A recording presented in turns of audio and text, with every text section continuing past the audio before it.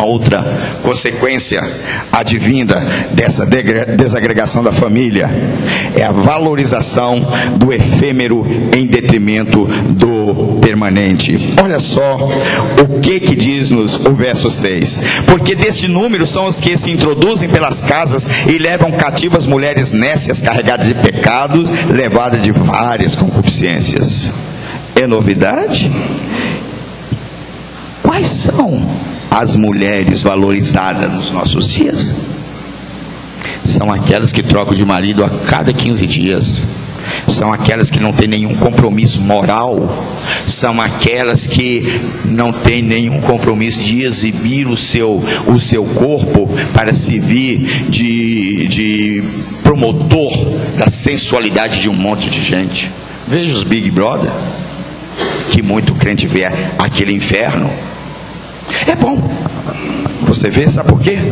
Porque é daqueles naipe para pior que acontece no inferno. Você já vai acostumando, porque a pessoa que gosta daquilo, me perdoe os irmãos, mas está longe do reino de Deus. E o que acontece com tais mulheres? Logo que sai de lá, são convidadas para receber milhões, para tirar a roupa. Tirar o quê? Já se viu tudo aí em 1000 camas, não é? Ganham muito dinheiro e as pessoas saem correndo atrás quando passam pelas ruas.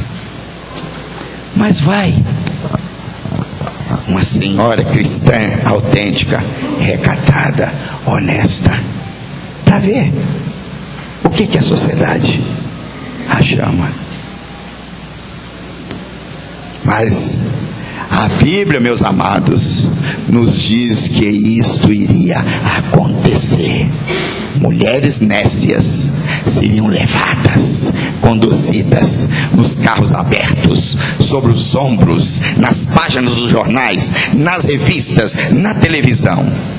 E muitos, igual aqueles cachorros vira-lata bem faminto, babando quando olha para aquelas máquinas de assar.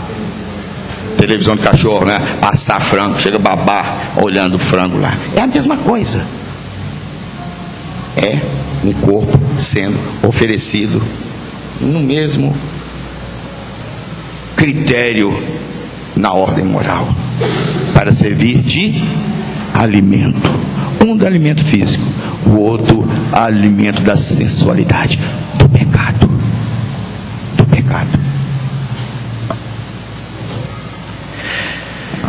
Tais consequências, é claro que redunda ou trazem resultados naturais. Os inimigos agem, trazem consequências, e essas consequências produzem resultados. Quais são eles? Primeiro, insegurança, tanto do contexto social, institucional, quanto pessoal. As pessoas se tornam inseguras. Nunca os divãs dos psicólogos, dos psicanalistas, dos psiquiatras teve tanto clientes quanto nos nossos dias. Mas a Bíblia diz que o salário do pecado é uma vida plena? Morte. O salário do pecado é a morte. Morte espiritual, mas também em algumas circunstâncias, morte física. O pecado só produz tristeza, desamor, desagregação e sofrimento, mesmo que quando ele estiver sendo praticado, apresente-se como algo muito bom, muito agradável. Lá na frente, ele vai trazer tristeza, morte, desagregação, porque o salário do pecado é a morte. A Bíblia nos diz isso. Uma outra consequência, sentimento de falta, insatisfação, pois nunca se chega à satisfação pessoal. O humano sempre quer mais, é um eterno insatisfeito. É o que eu disse há pouco. Atingiu-se um objetivo de pecado, quer um outro, e o outro é sempre maior. Nunca A vida de pecaminosidade de alguém leva a um equilíbrio de satisfação. Sempre quer mais. Por último, o resultado de tudo isto é a produção da morte, nas suas duas formas de apresentação: física, que todos estamos sujeitos, mas a mais terrível de todas, a morte espiritual, que é o afastamento definitivo e eterno da comunhão com Deus. E meus amados irmãos, esta é a realidade social que as famílias pós-modernas têm que enfrentar. E esse enfrentamento é mais rigoroso das famílias pertencentes ao Senhor Deus. E é por isso que nós temos que buscar o fortalecimento, a capacitação no Senhor, conhecendo a sua verdade, não se calando diante das ameaças de pecaminosidade e nos contrapondo contra Ele, porque para isto que o Senhor te colocou aqui, que o Senhor te colocou aqui, que o Senhor me colocou aqui. Para concluir, como deve as famílias da igreja, acrescenta aí no seu boletim, como devem as famílias da igreja se comportarem nesse contexto? Primeiro, sendo referência de fidelidade a Deus, como arautos contra o modismo e contra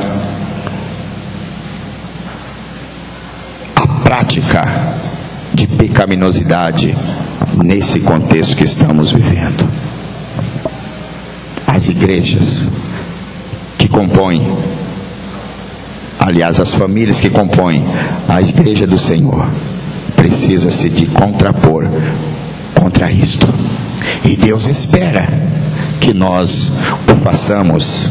Segundo, alertando seus membros no contexto da família, para que tenham compromissos diante de Deus. Compromisso não diante de pastor, de liderança, de organização, não. Diante do Eterno. Porque é ao Eterno que nós vamos prestar contas. Todos, sem exceção. A Bíblia nos diz que todos haveremos de comparecer ante o tribunal de Deus para darmos conta das nossas obras. Romanos 14:12. Todos temos que fazer isto, independente de idade, de raça, de situação social, independente de tudo, vamos comparecer ante o tribunal de Deus. Terceiro, fugindo do pecado e de suas práticas. E olha, meus amados, a palavra é muito clara.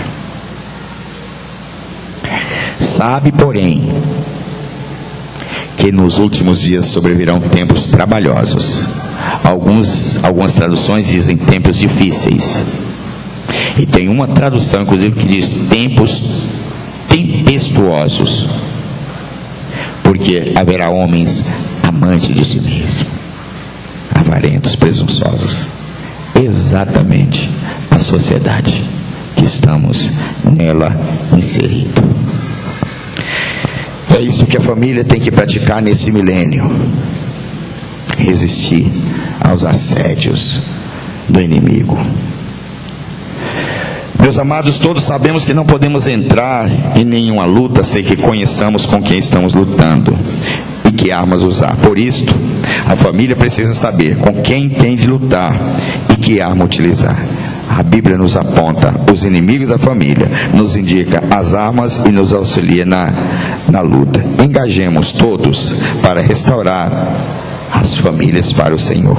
Faça isto com a sua. Restaure a sua família. Faça a sua parte. Se você estiver com dificuldade de restaurar a sua família, restaure a sua vida.